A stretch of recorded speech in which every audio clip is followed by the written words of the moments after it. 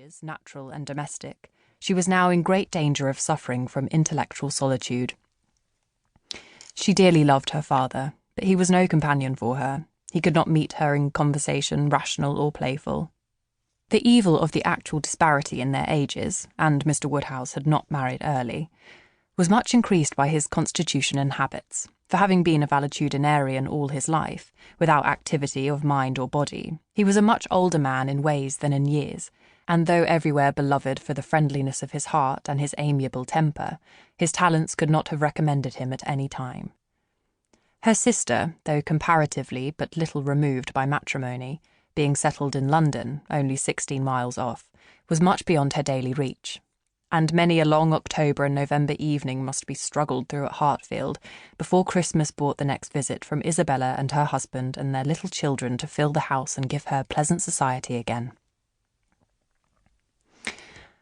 Highbury, the large and populous village almost amounting to a town, to which Hartfield, in spite of its separate lawn and shrubberies and name, did really belong, afforded her no equals.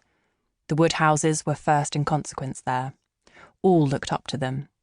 She had many acquaintance in the place, for her father was universally civil, but not one among them who could be accepted in lieu of Miss Taylor for even half a day. It was a melancholy change, and Emma could not but sigh over it and wish for impossible things till her father awoke and made it necessary to be cheerful. His spirits required support. He was a nervous man, easily depressed, fond of everybody that he was used to and hating to part with them, hating change of every kind.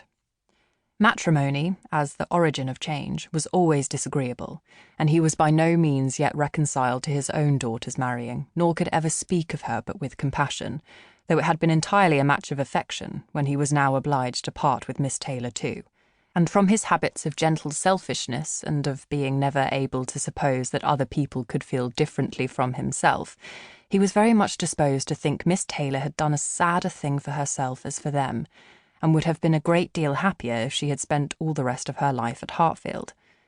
Emma smiled and chatted as cheerfully as she could, to keep him from such thoughts. But when tea came, it was impossible for him not to say exactly as he had said at dinner. "Poor Miss Taylor! I wish she were here again. What a pity it is that Mr. Weston ever thought of her." "I cannot agree with you, Papa. You know I cannot. Mr. Weston is such a good-humoured, pleasant, excellent man that he thoroughly deserves a good wife.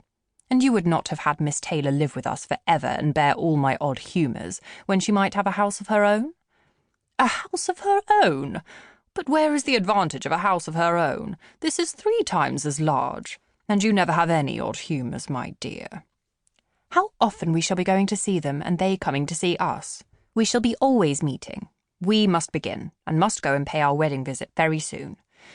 "My dear, how am I to get so far? Randalls is such a distance. I could not walk half so far." "No, Papa, nobody thought of your walking. We must go in the carriage, to be sure." "The carriage? But James will not like to put the horses to for such a little way. And where are the poor horses to be while we are paying our visit?" "They are to be put into Mr. Weston's stable, Papa. You know we have settled all that already. We talked it over with Mr. Weston last night. And as for James, you may be very sure he will always like going to Randalls because of his daughter's being housemaid there. Only doubt whether he will ever take us anywhere else. That was your doing, Papa. You got Hannah that good place. Nobody thought of Hannah till you mentioned her. James is so obliged to you." "I am very glad I did think of her. It was very lucky, for I would not have had poor James think himself slighted upon any account. And I am sure she will make a very good servant. She is a civil, pretty-spoken girl. I have a great opinion of her. Whenever I see her, she always curtsies and asks me how I do, in a very pretty manner. And when you have had her here to do needlework, I observe she always turns the lock of the door the right way and never bangs it. I am sure she will be an excellent servant, and it will be a great comfort to poor Miss Taylor to have somebody about her that she is used to see. Whenever James goes over to see his daughter, you know, she will be hearing of us. He will be able to tell her how we all are." Emma spared no exertions to maintain this happier flow of ideas, and hoped, by the help of backgammon, to get her father tolerably through the evening, and be attacked by no regrets but her own.